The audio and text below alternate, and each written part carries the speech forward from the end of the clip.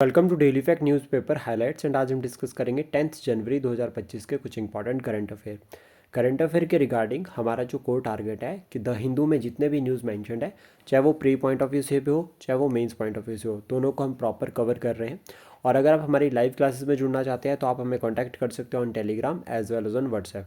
Plus आप YouTube पर हमारे वीडियोज़ को चेक कर सकते हैं जिसमें हमने टारगेट किया है कि हम 1 ईयर के करंट अफेयर को कवर करेंगे। प्लस साथ के साथ में जो हमारा इनिशिएटिव है रिगार्डिंग स्टैटिक जीके उसको भी आप चेक कर सकते हैं और सब्सक्राइब कर सकते हैं हमारे इनिशिएटिव्स को। तो शुरुआत करते हैं आज के इस वीडियो को और डिस्कस करते हैं कुछ important current affair of the day. सबसे पहले हम बात करेंगे तिरुपति स्टैम्पेड के बारे में। देखो आजकल ना स्टैम्पेड काफ़ी न्यूज़ में चल रहे हैं, जैसे कि पुष्पा 2 मूवी को लेकर भी एक इशू बन गया था, केस बन गया था। इससे पहले अगर हम बात करें तो जैसे नैना देवी में काफ़ी जो है वो भगदड़ मची थी और वहाँ पर भी जो है वो डेथ हुई थी। तो ये काफ़ी जो है वो इशू बनता जा रहा है और ये टॉपिक जो है वो मेंस के लिए फिर इंपॉर्टेंट हो जाता है। रिसेंट अगर हम बात करें तिरुपति स्टैम्पेड के बारे में तो यहाँ पर 6 लोगों की जो है वो डेथ हुई है और ऑलमोस्ट ये कहा जा रहा है कि 20 से ज़्यादा लोग जो है वो क्रिटिकली यहाँ पर जो है वो इंजर्ड हुए हैं। अभी रीज़न क्या था, यहाँ पे एक वैकुंठा एकादशी फेस्टिवल होता है, उसकी टिकट्स बिक रही थी और उसकी टिकट्स के टाइम बिकने जब वो बिक रही थी उस टाइम पे जो है यहाँ पर भगदड़ मच गई और जिसकी वजह से 6 लोगों की जान चली गई। तो ये टॉपिक जो है वो काफ़ी इंपॉर्टेंट रहेगा मेंस पॉइंट ऑफ व्यू से। तो सबसे पहले हमें पता होना चाहिए कि ऐसा क्यों हो रहा है और डाटा हमारे पास कलेक्ट होना चाहिए कि कितना जो है एग्जैक्ट डाटा है। जैसे फॉर एग्जांपल स्टैम्पेड्स की अगर हम बात करें तो जनरली अफवाहें ये फैलाई जाती है, ठीक है, ये जो है वो एक तरह से जो हमारी यूनिटी और जो पीस है उसको भी डिस्टर्ब करने के लिए होता है कि पीस एंड जो लॉ एंड ऑर्डर है उसको डिस्टर्ब करने के लिए जो वो फेक न्यूज़ स्प्रेड की जाए, तो वो एक कारण हो सकता है। हेट न्यूज़ इसका जो है वो, या हेट स्पीच अगर हम बात करें तो वो भी जो है वो इसका जो है वो कारण बनता है। तो हम एक बेसिक इस तरह से जो है वो कुछ एक रीज़न जो है वो लिख सकते हैं पेपर में। प्लस कोशिश करनी है कि हमें एग्जैक्ट डाटा लेकर आना है। अभी डाटा के रिगार्डिंग सोर्स अगर हम बात करें या रीजंस जो सोर्सेज है वो सिर्फ और सिर्फ एडिटोरियल्स है। द हिंदू और इंडियन एक्सप्रेस जो भी एडिटोरियल मेंशन है रिगार्डिंग द स्टैम्पेड उसको भी पढ़ो क्योंकि मेंस का एक क्वेश्चन बनने वाला है, बहुत ज़्यादा इंपॉर्टेंट होगा। देन उसके बाद इम्पैक्ट क्या रहता है इसका। अब देखो इम्पैक्ट की अगर हम बात करें तो हमें 2-3 तरह से इम्पैक्ट को कवर करना है। एक तो सरकार के ऊपर क्या इम्पैक्ट पड़ रहा है सबसे पहला तो वो देखो, और दूसरा सोसाइटी या जो हमारे कॉमन पीपल है उसके ऊपर क्या इम्पैक्ट पड़ रहा है। जैसे कि अगर हम बात करें सरकार तो नॉर्मली क्या एडमिनिस्ट्रेटिव मेजर ले रही है और बस, ठीक है, वो तो सरकार तो उतना ही करेगी। लेकिन अगर हम सोसाइटी के ऊपर बात करें तो इससे हेट स्पीच और नेगेटिव जो है वो सरकार के अगेंस्ट फिर पॉइंट ऑफ व्यू चलने शुरू हो जाते हैं। तो ये कंसर्न हम बता सकते हैं। फिर सरकार के इनिशिएटिव हम बता सकते हैं, तो प्रॉपर जो है वो इन्वेस्टिगेशन होती है। फिर इन्वेस्टिगेशन के बाद सरकार मेजर लेती है, पॉलिसी फ्रेमवर्क बना रही है ताकि फ्यूचर में ऐसा ना हो। सिक्योरिटी पर्पज़ के रिगार्डिंग क्या है, सरकार क्या करती है, deployment of security in the regions की जहाँ पर जो है वो आपको लगती है इस तरह के इशूज़ या हॉटस्पॉट्स कोई रीज़न है तो वहाँ पे सरकार कह रही है जो है वो सिक्योरिटी पर्सनस को डिप्लॉय करती है। हमारी तरफ से सजेशंस क्या रह सकते हैं, देखो हमें ट्रांसपेरेंसी और अकाउंटेबिलिटी सिस्टम है जो वो बनानी पड़ेगी, सबसे पहला पॉइंट होगा। सेकंड उसके बाद दूसरा है कि स्टैम्पेड्स क्यों हो रहे हैं उन कारणों को रोकना पड़ेगा। और जैसे कि टिकट कलेक्शन हो गया या कोई और फेस्टिवल हो गया, कुछ ऐसा इवेंट होगा तो वहाँ पे प्रॉपर जो है वो सिक्योरिटी मैनेजमेंट होनी चाहिए, एडवांस सिक्योरिटी मैनेजमेंट होनी चाहिए। और जैसे रिसेंट थ्रेड्स की अगर हम बात करें, साइबर हो गया या फिर टेररिज्म हो गया, इन सभी को एड्रेस करना बहुत ज़रूरी रहेगा क्योंकि डायरेक्ट चैलेंज है ह्यूमन राइट्स और ह्यूमन वैल्यूज़ के लिए। फिर फाइनली कंक्लूजन में हम बता सकते हैं कि अगर भारत को एक डेवलप्ड कंट्री बनना है तो फिर हमारे पास ऐसे स्टैम्पेड इश्यूज़ हो गए या फिर साइबर क्राइम्स हो गए, इनको हमें रोकना ही पड़ेगा। इवन रिसेंट अगर हम बात करें according to the latest report regarding the cyber crimes, तो उसमें ये कहा गया है कि भारत जो है वो दूसरे नंबर पर आया है जिसमें सबसे ज़्यादा जो है वो साइबर अटैक हुए हैं, और पहले नंबर पर अगर हम बात करें तो वो है यूएसए। तो ये इस तरह से हम लिंक करके कवर कर सकते हैं। सॉरी। देन उसके बाद नेक्स्ट है दिल्ली फ्लड्स। अब देखो दिल्ली फ्लड्स तो कॉमन है, टर्म है, पता चल जाता है जिस तरह से जो है वो यूपीएससी की तैयारी करने वाले 3 बच्चों की जो है वो डेथ हुई थी, बेसमेंट में वो फंसे रह गए थे। लेकिन हमारे लिए जो टॉपिक रहता है that is urban floods. Urban floods को हमें कवर करना है। देखो अर्बन फ्लड्स जो है वो भी टॉपिक रहेगा डिज़ास्टर मैनेजमेंट के रिगार्डिंग और बहुत इंपॉर्टेंट होता है। तो सबसे पहले रीजंस आपको पता होनी चाहिए कि क्यों जो है वो अर्बन फ्लड्स हो रहे हैं। एक नेचुरल रीज़न बन सकता है और दूसरा बनता है एंथ्रोपोजेनिक। नेचुरल अगर हम बात करें तो जो है वो बारिश बहुत ज़्यादा हो रही है, मानसून में जो बारिश होती है उसकी वजह से हम देखते हैं कि फ्लड लाइक कंडीशन बन जाती है, या फिर टोरेंटल रेनफॉल या फिर साइक्लोनिक रेनफॉल। साइक्लोन्स की वजह से भी जो है वो, जैसा गुजरात में देखा गया था, फ्लड्स आए थे ड्यू टू द साइक्लोन। तो ये आप कुछ कारण यहाँ पर बता सकते हैं। फिर उसके बाद नेचुरल में ही आप कुछ और पॉइंट भी क्लाइमेट चेंज को भी बता सकते हैं ओवरऑल, कि क्लाइमेट चेंज हो रहा है, ग्लेशियर्स पिघल रहे हैं, तो उसकी वजह से भी जो है वो आपका अर्बन एरियाज़ में जो है फ्लड्स देखे जाते हैं। ठीक है, फिर आप एक पॉइंट यहाँ पर और बता सकते हैं कि जो आपका हिली एरिया है, जो हिली एरियाज़ में अर्बन एरिया आते हैं, वहाँ पर जो है वो flooding condition due to the like आपका क्लाउड ब्रस्ट की वजह से भी होती है, तो वो एक नेचुरल फिनोमेनन है, आप उसको लिंक कर सकते हैं। एंथ्रोपोजेनिक में आप बता सकते हैं कि प्रॉपर जो है वो वाटर मैनेजमेंट नहीं है, प्रॉपर वाटर मैनेजमेंट जो है वो स्टिल जो है वो अभी एब्सेंस रहती है। तो ये भी जो है वो आप बता सकते हैं, और इसको जो है फिर हम एज एन एग्जांपल जो है वो अपने आंसर में इंक्लूड कर सकते हैं। अदर अगर हम बात करें, जो हम यहाँ पे बता सकते हैं, देखो जो बेसिक पॉइंट रहते हैं, ठीक है, एंथ्रोपोजेनिक में, तो हम बता सकते हैं कि ग्रीन हाउस गैसेज इमिशन जो हमारी वजह से हो रहा है, उसकी वजह से हम देख रहे हैं कि रिवर्स जो है वो इफेक्टेड हो रही है, या river bed due to mining activities की वजह से जब वो रिवर बेड इफेक्ट हो रहे हैं, पोल्यूटेड हो रहे हैं, तो फिर वो रिवर्स जो है वो टर्न करे टुवर्ड द सिटी। तो ये भी हम एक कारण बता सकते हैं। इसका इम्पैक्ट क्या रहता है सोशल लेवल पर, इकोनॉमिक लेवल पर, पॉलिटिकल लेवल पर, या फिर एनवायरमेंटल लेवल पर, इसको कवर करना बहुत ज़्यादा इंपॉर्टेंट रहता है। क्वेश्चन बन सकता है इस तरह से भी एग्जाम में, तो हम इसको इसी अप्रोच के साथ जो है वो कवर करेंगे। देखो इम्पैक्ट में सोशल अगर हम बात करें तो डिस्प्लेसमेंट होती है, बहुत सारे लोग जो है वो अपने घरों को छोड़कर उन्हें जाना पड़ता है, ठीक है, और उनका नुकसान भी होता है काफ़ी। ठीक है, बहुत सारे परिवार जो है वो अलग भी हो जाते हैं, ठीक है, बच्चे जो है वो अपने पेरेंट्स को लॉस कर जाते हैं, फिर फाइनली उनको ऑर्फन में रहना पड़ता है, और ये जो है वो कंसर्न रहते हैं बहुत इंपॉर्टेंट। और इसमें जो है वो हिमाचल का एग्जाम्पल सब हम ऐड कर सकते हैं।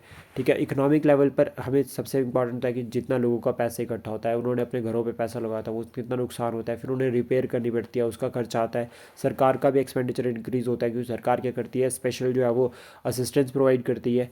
एनवायरमेंटल लेवल पर अगर हम बात करें रिगार्डिंग द फ्लड, तो देखो फ्लड कहीं ना कहीं एनवायरनमेंट की वजह से भी हो रहे हैं, मतलब एनवायरनमेंट को अगर हम इफेक्ट कर रहे हैं तो वो कहीं ना कहीं हमारे ऊपर ही जाओ डायरेक्टली असर कर रहा है। तो हम ये पॉइंट बता सकते हैं, जिसमें डिफॉरेस्टेशन को हम इंक्लूड कर सकते हैं, कि जो डिफॉरेस्टेशन हमने की है उसकी वजह से भी फ्लड जो है वो ट्रिगर हुआ है।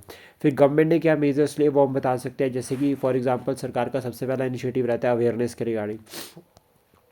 सरकार ने कहा है कि प्रॉपर जो है वो टाउन प्लानिंग होगी, ठीक है, और फिर इसमें जब हम वे फॉरवर्ड या सुजेशन हम लिखते हैं, तो हम उसमें इंडस वैली सिविलाइजेशन को बता सकते हैं, कि जो मेच्योर फेज में जिस तरह से अर्बन जो प्लानिंग की जाती थी, हम उस मॉडल को जो है वो अडॉप्ट कर सकते हैं इन द प्लेन एरियाज, और साथ में जो प्रॉपर सीवरेज फैसिलिटीज़ जो प्रोवाइड, जैसे सरकार भी प्रोवाइड कर रही है, हमें भी ध्यान रखना है। अवेयरनेस के रिगार्डिंग यहाँ पर हम बता सकते हैं ARR कैंपेन, यानी कि एफॉरेस्टेशन, रीवेजिटेशन और रिस्टोरेशन हमें प्रमोट करना चाहिए, ताकि हम एनवायरनमेंट को भी जो है वो बचाए, एनवायरनमेंट को भी कंजर्व करें, और साथ के साथ में डेवलपमेंट को भी प्रमोट करें। तो ये कुछ बेसिक है जो हम जो है वो फॉलो कर सकते हैं with respect to the Delhi.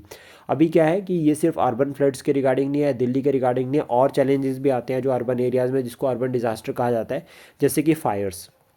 आजकल काफ़ी जो है वो अर्बन एरियाज़ में जो है वो फायर्स देखी जाती है, बिल्डिंग्स में आग लग जाती है, और बड़ी बड़ी बिल्डिंग्स से कलैप्स होना,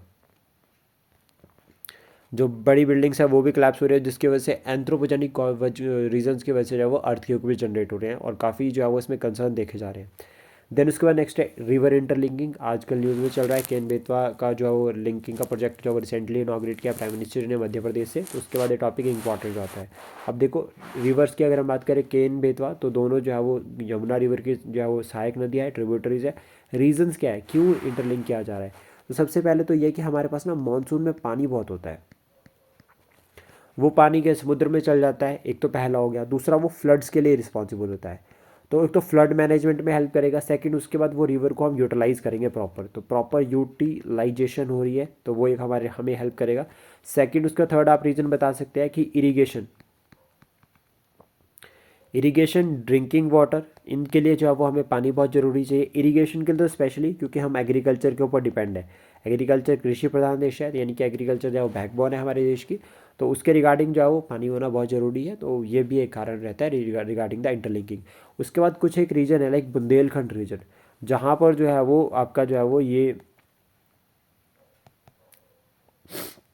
इस रिवर के थ्रू जो है वो, इस रिवर लिंकिंग के थ्रू जो है वो पानी प्रोवाइड किया जाएगा, तो उसके रिगार्डिंग फिर बुंदेलखंड रीजन में पानी बहुत कमी हो गई है। फिर उसके बाद आप यहाँ पर जो दो आर्टिकल आपको याद करके चले हैं, वो आर्टिकल 262 और आर्टिकल 263, ये दोनों जो है वो हम साथ के साथ में याद कर सकते हैं। देन उसका पोटेंशियल बेनिफिट क्या रहते हैं वो हम बता सकते हैं, जैसे कि आपका पानी सब तक सबको मिलेगा, ठीक है, रिवर मैनेजमेंट होगी, वाटर मैनेजमेंट होगी, पानी को जो है वो समुद्र में जाने से बचाएंगे, प्रॉपर सैनिटेशन है ये, प्रॉपर सैनिटेशन, और जो रिवर्स लिंकिंग या कनाल वगैरह अगर हम बनाते हैं तो उसको प्रॉपर जो है वो मैनेज किया जाएगा। लेकिन चैलेंजेस भी रहते हैं। तो सबसे पहले नेचर को हम इफेक्ट कर रहे हैं कि जो नेचर जो प्रकृति में एक बैलेंस बना हुआ है हम उसको डिस्टर्ब कर रहे हैं। हम जो प्रकृति में लाइक रिवर लिंकिंग के थ्रू क्या है, अभी नेचुरल रिवर फ्लो कर रहे हैं, फिर हम उसको अपने अकॉर्डिंग फ्लो करवाएंगे, तो उससे क्या इम्पैक्ट हो सकता है कि अगर पानी ज़्यादा आ गया तो फाइनली वो फ्लड में कन्वर्ट हो जाएगा, फिर वो डिजास्टर बन जाएगा। सोसाइटी पे अगर हम बात करें रिवर लिंकिंग की जब भी बात आती है तो बहुत सारी कंपनी, बहुत सारी जो है वो ट्राइब्स को, कम्युनिटीज़ को डिस्प्लेस होना पड़ता है, तो ये एक कारण रहता है। इसका सबसे बड़ा एग्जांपल गोविंद सागर लेक रहता है, जिसमें जो है वो अराउंड अबव 200 जो है वो विलेजेस को जो है वो डिस्प्लेस किया गया था। इकोनॉमिक लेवल पर अगर हम बात करें तो इन्वेस्टमेंट कॉस्ट सबसे पहला, दूसरा उसके बाद जो नुकसान हो रहा है वो, थर्ड उसके बाद जो भरपाई करनी पड़ेगी नुकसान की, तो ये इंपॉर्टेंट रहता है। और नुकसान की भरपाई करने के लिए इंटरनेशनल लेवल पर अभी जो इनिशिएटिव चल रहा है दैट इज़ क्लाइमेट फाइनेंसिंग, या फिर अगर हम बात करें ग्रीन क्रेडिट, वो सिस्टम भी यहाँ पर आते हैं, या बायोडाइवर्सिटी क्रेडिट अलाइंस। तो ये बायोडाइवर्सिटी जो है वो आपकी क्रेडिट अलाइंस जो है वो ये काफ़ी इंपॉर्टेंट रहती है, जो आजकल न्यूज़ में भी चल रही है। देन उसके बाद चाइना एंड अफ्रीका बहुत इंपॉर्टेंट रहेगा। अफ्रीका तो अफ्रीका एक कॉन्टिनेंट, ठीक है। उसके बाद देखो लाइफ कहीं ना कहीं कहा जाता है कि वाइल्ड लाइफ के लिए जो है वो अफ्रीका बहुत ज़्यादा फेमस है। ऑलमोस्ट यहाँ जो कंट्रीज़ है वो डेवलपिंग या अंडर डेवलपिंग कंट्रीज़ है, या डेवलपिंग फेज़ में है या अंडर डेवलपिंग फेज़ में है। प्रीलिम्स के लिए देखो अफ्रीकन यूनियन इंपॉर्टेंट हो जाता है, टोटल जो है वो उसमें 55 मेंबर्स है, और रिसेंटली जो है वो G20 का जो है वो मेंबर बने हैं ये, और टोटल 55 इसमें मेंबर्स है। कौन से ईयर में बनी है ये आप कमेंट बॉक्स में बता सकते हैं। देन उसके बाद देखो इंडिया और जो आपका चाइना है, पहला पॉइंट ये हो गया, दूसरा इंडिया और अफ्रीका, और तीसरा चाइना एंड अफ्रीका। तो देखो चाइना एंड अफ्रीका में अगर हम बात करें तो सबसे पहले रीजंस और मेथड कि चाइना क्यों इन्वेस्ट कर रहा है, उसके कारण क्या है, क्यों एंगेजमेंट जो है वो चाइना प्रमोट कर रहा है अफ्रीका के साथ, पहला हो गया। दूसरा उसके बाद मेथड क्या फॉलो कर रहा है। तो देखो मेथड में जो आपको याद रखना है वो सिर्फ एक है, बेल्ट रोड इनिशिएटिव। जितने भी चाइना के जो इनिशिएटिव है वो बेल्ट एंड रोड इनिशिएटिव आते हैं with respect to the connectivity. तो इसमें देखो दो तरह के जो है वो कंसेप्ट को फॉलो किया जा रहा है। पहला जो है वो है रोड कनेक्टिविटी, दूसरा जो है वो उसके बाद आता है सी कनेक्टिविटी, यानी कि मैरी टाइम। अब क्या है, कैसे इसको हमें पढ़ना है, कैसे हमें इसको लिंक करना है वो देखते हैं। देखो सबसे पहले क्या है कि बेल्ट एंड रोड इनिशिएटिव को 2013 में शुरू किया गया था, ठीक है, सबसे इंपॉर्टेंट बात। Then belt and road initiative किसका है, चाइना का इनिशिएटिव है। चाइना का ये टारगेट है कि 3 कॉन्टिनेंट अफ्रीका, एशिया और यूरोप, इन तीनों को कनेक्ट करना है। जो हमारे एंशिएंट ट्रेड रूट थे ना, जो कि IBC के टाइम पे थे, या जो हमारे जो वैदिक टाइम पे थे, उन तीनों को कनेक्ट करना है यहाँ पर मेन टारगेट। और रिसेंटली अगर हम बात करें ये हमारे लिए क्यों कंसर्न में है, क्योंकि नेपाल ने भी ज्वाइन कर लिया। नेपाल ने भी जो है वो बेल्ट एंड रोड इनिशिएटिव को ज्वाइन कर लिया। पाकिस्तान ऑलरेडी से था और श्रीलंका भी ऑलरेडी से था, तो अभी जो है वो फिर हमारे लिए कंसर्न आ जाता है। उसके बाद भारत के ऊपर इम्पैक्ट क्या रहता है तो आप ये बता सकते हैं, और वर्ल्ड के ऊपर क्या इम्पैक्ट रहता है तो वो अभी हम देख ही रहे हैं, जिस तरह से जो है वो चैलेंजेस जो है वो चल रहे हैं। और कहीं ना कहीं को जो है वो ये जो है वो थर्ड कोल्ड वॉर या सेकंड कोल्ड वॉर की तरफ भी कन्वर्ट हो सकता है, या थर्ड वर्ल्ड वॉर की तरफ भी जो है वो कन्वर्ट हो सकता है। कंक्लूजन और वे फॉरवर्ड में हम बता सकते हैं कि ठीक है, अगर चाइना उधर एंगेज हो रहा है तो भारत को भी एंगेजमेंट बढ़ानी चाहिए अपनी फ्रेंडली कंट्रीज़ में।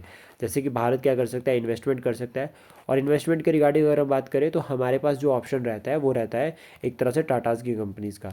ऑलमोस्ट यूरोप में जो है वो हमारा ट्रेड सरप्लस रहता है, कुछ एक्सेप्शंस इसमें है, लेकिन मैक्सिमम केसेस में ट्रेड सरप्लस देखा जाता है। तो उस तरह से जो हम पॉइंट्स को लिंक करके जो है वो यहाँ पे बता सकते हैं, और फिर कंक्लूड कर सकते हैं इस टॉपिक को। और ये टॉपिक भी जो है वो एग्जाम पॉइंट ऑफ व्यू से मोस्ट इंपॉर्टेंट रहेगा मेंस के लिए स्पेशली।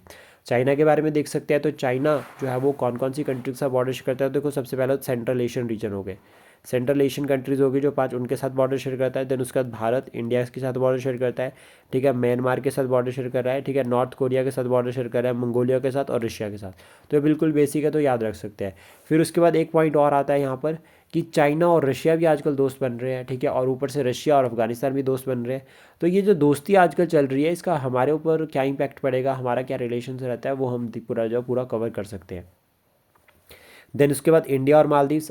मालदीव्स आजकल न्यूज़ में चला है, और ये क्यों चला है कि डिफेंस जो हमारे मिनिस्टर है, ठीक है, राजनाथ सिंह, उन्होंने ये कहा कि India agree to support Maldives defence preparedness, कि जो मालदीव्स अपना डिफेंस प्रिपेयर करना चाहता है उसके लिए भारत जो है वो सपोर्ट करने के लिए तैयार है। यानी कि भारत का दिल जो है वो बहुत बड़ा है, ठीक है। हम कहते हैं कि हम अतिथि देवो भव, प्लस साथ में हम कहते हैं कि वो वर्ल्ड जो है वो वन फैमिली है, यानी कि one world one earth one family system को हम जो प्रमोट करते हैं।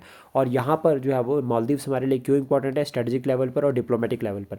स्ट्रेटेजिक लेवल पर अगर हम बात करें तो Indian Ocean region, Indian Ocean में कोई भी टेरिटरी है और उसके साथ अगर हमारे अच्छे रिलेशंस हैं तो वो हमें ही प्रॉफिट होगा, ठीक है। डिप्लोमेटिक लेवल पर अगर हम बात करें तो चाइना को काउंटर करने के लिए भाई कुछ ऑप्शन तो होना चाहिए हमारे पास भी।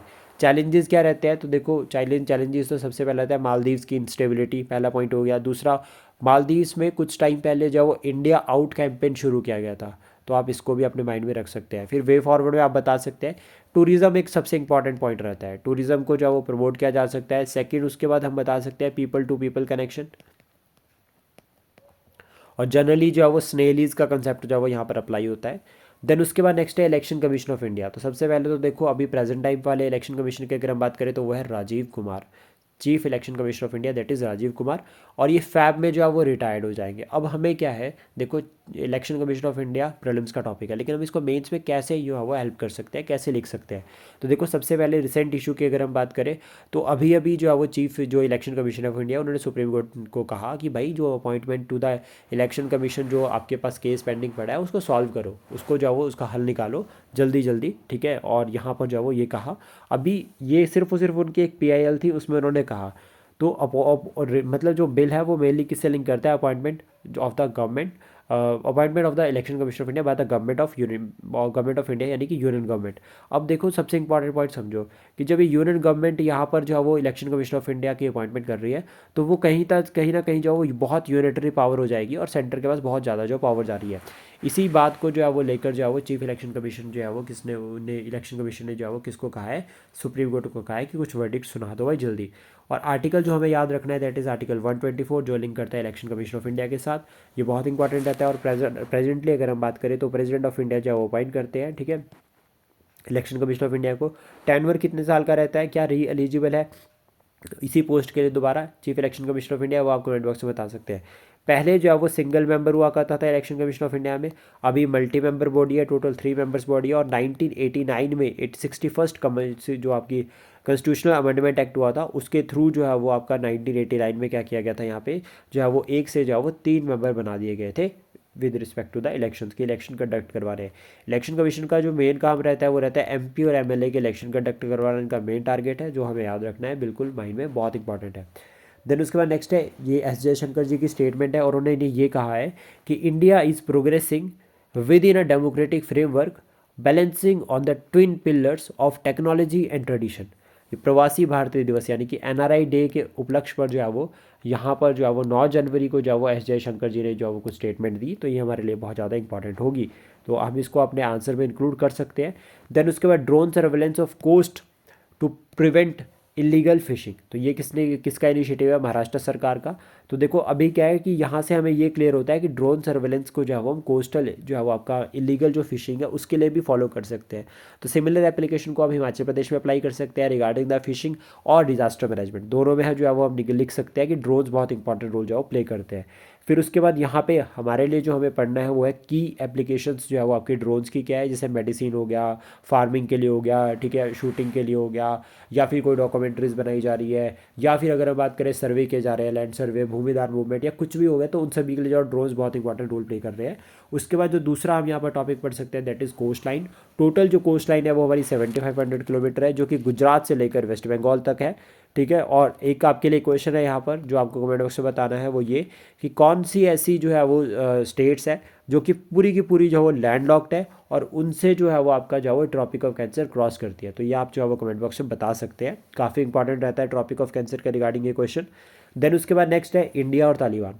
इंडिया और तालिबान की अगर हम बात करें तो रिसेंटली जो हमारे फॉरेन सेक्रेटरी है विक्रम मिस्री, उन्होंने जो है वो क्या किया है, डिप्लोमेटिक जो है वो डिस्कशन किया है तालिबान के साथ, कहाँ पर, UAE में, ठीक है। दुबई में जो है वो लोगों की जो है वो मीटिंग हुई और उसके बाद जो है वो फिर क्या हुआ, दुबई में जो मीटिंग हुई तो वहाँ पर जाओ बातचीत दोनों के बीच में हो रखी है। अभी यहाँ पर रीजंस क्या है बातचीत के, तो देखो सबसे पहला क्या है कि तालिबान की सरकार वहाँ पर बन गई है अफगानिस्तान में। तो भारत के जो प्रोजेक्ट है तालिबान में उसको कंटिन्यू करना है, तो उसके लिए हमें तालिबान के साथ एंगेजमेंट करनी पड़ेगी। हालांकि अभी ऑफिशियली जो है वो तालिबान की सरकार को एक्सेप्ट नहीं किया है आपकी इंडियन सर गवर्नमेंट ने, सबसे इंपॉर्टेंट। उसके बाद एक ये पॉइंट हो गया। दूसरा, भाई ह्यूमन राइट्स को प्रमोट करने की ड्यूटी हमारी भी है, जो कि हमारी फंडामेंटल ड्यूटी है, आर्टिकल 51 के अंडर मैंशनड है, 51A में। तो इससे क्या क्लियर होता है कि वहाँ पर जो तालिबान में एट्रोसिटीज है उसको रोकना भी हमारा ड्यूटी है, सरकार को समझाना हमारा ड्यूटी है। तो वही कोशिश यहाँ पर की जा रही है। अगर हम ग्राउंड की बात करें बेसिक, तो यहाँ पर पीपल टू पीपल कनेक्शन सबसे इंपॉर्टेंट रहता है। पीपल टू पीपल कनेक्शन जो है वो कोर जो है वो कंसेप्ट आता है, उसको हम यहाँ पर लिख सकते हैं। फिर उसके बाद हमें प्रॉफिट्स क्या रहते हैं इसके, और मेरिट्स और डिमेरिट्स दोनों लिखनी है। या तो प्रॉफिट लिख दो या मेरिट और डिमेरिट लिख दो कि अगर तालिबान के साथ हम एंगेज कर रहे हैं तो उसका प्रॉफिट क्या होगा। जैसे कि फॉर एग्जांपल चाइना को काउंटर करने के लिए हेल्प करेगा, ऊपर से अफगानिस्तान और पाकिस्तान की बन नहीं रही आपस में, तो वो हमारे लिए एक अपॉर्चुनिटी है। और थर्ड, हमारे लिए एक टेररिज्म सबसे बड़ा खतरा बना हुआ है। टेररिज्म को एड्रेस करने के लिए जो अफगानिस्तान भी हमारी मदद कर सकता है, तो हम इसको बता सकते हैं। फिर उसका वे फॉरवर्ड में हम बोल सकते हैं पीपल टू पीपल अप्रोच, कि पीपल टू पीपल अप्रोच जो है वो लेकर चलो, ताकि हम जो है वो एक आइडल जो है वो सिस्टम को लेकर चले और उससे जो है वो सभी को हेल्प मिले, अफगानिस्तान को भी और हमें भी। कल्चरल एंगेजमेंट को हम बता सकते हैं, जिसमें हम गंधार आर्ट ऑफ कल्चर का जो है वो एग्जाम्पल लिख सकते हैं अपने आंसर में, ये भी इंपॉर्टेंट रहेगा। देन उसके बाद हम यहाँ पर और बता सकते हैं कि भारत अगर इन्वेस्टमेंट कर रहा है, ठीक है, अफगानिस्तान में, तो हमें उसमें जो है वो एक यूनिक अप्रोच लेकर चलनी है, ताकि जो है वो ट्रस्ट जो है वो बना रहे और सॉफ्ट पावर नेचर को जो है वो भारत को फॉलो करना है।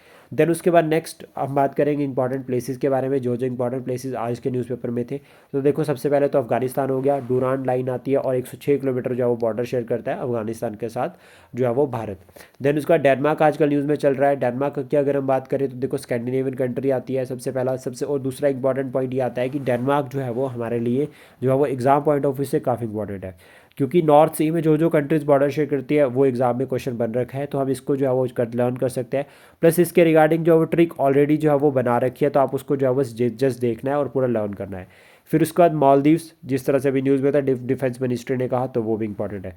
उसका तिरुपति स्टैम्पेड उसकी वजह से न्यूज़ में रह रहा है। असम अगर हम बात करें तो रेस्क्यू ऑपरेशन, ठीक है, फ्लडेड कोल माइन में अभी भी चल रहा है। फिर यमुना रिवर यहाँ से इंपॉर्टेंट हो जाती है, क्योंकि इंटरलिंकिंग की हम बात करते हैं जब केन बेतवा रिवर, तो यमुना जो है वो किसकी ट्रिब्यूटरी है, गंगा रिवर की लॉन्गेस्ट ट्रिब्यूटरी है। और दूसरा प्रयाग, जितो पंच प्रयाग है वो सारे याद कर सकता है, कर्ण प्रयाग, रुद्र प्रयाग, ठीक है, और देव प्रयाग, विष्णु प्रयाग, या फिर अगर हम बात करें इलाहाबाद यानी कि प्रयागराज, तो ये बिल्कुल बेसिक है जो हम लर्न कर सकते हैं, ठीक है।